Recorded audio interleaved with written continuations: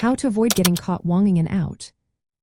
Have you ever wondered how to play blackjack strategically without drawing unwanted attention?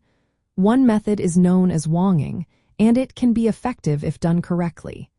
But how can you avoid getting caught while using this technique? Let's break it down. Wonging in blackjack means you only sit down to play when the deck is in your favor. This method, named after Stanford Wong, involves observing the game from a distance and jumping in when the count is positive. However, if you want to avoid detection, there are several steps to follow.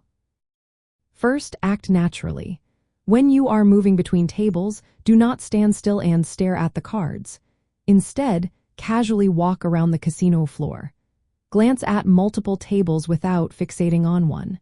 If you stop to watch a hand, do so briefly and at a natural moment. This makes it less likely that casino staff will suspect you are counting cards. Next, make occasional standard bets on freshly shuffled shoes. If you only play when the count is favorable, casinos may become suspicious.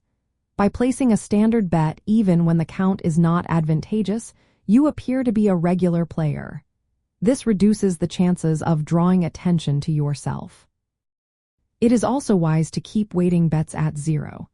Instead of placing small bets while observing the count, simply wait until the count is favorable to bet. Small bets can look like you are probing for an advantage, while not betting at all is less likely to raise suspicion. In single or double deck games, avoid making large sudden bets immediately after seeing a favorable count.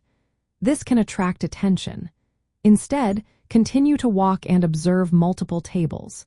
This way, you minimize the risk of the dealer or pit boss noticing you. Be prepared to walk away quickly when the count turns negative. Lingering at the table when the count is no longer in your favor can increase the risk of detection.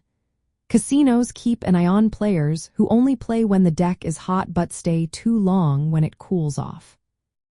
Understanding and using the count properly is essential. You need to maintain an accurate running count and convert it to the true count based on the number of decks remaining.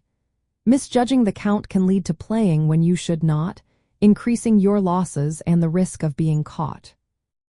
Lastly, blend in with other players. Try to act like a typical gambler who is not overly focused on the cards. Engage in casual conversation and avoid drawing unnecessary attention to yourself. The goal is to be just another player rather than someone who stands out. By following these guidelines, you can reduce your chances of being caught while maximizing your advantage in blackjack. Remember, subtlety and natural behavior are key to successfully wonging in and out.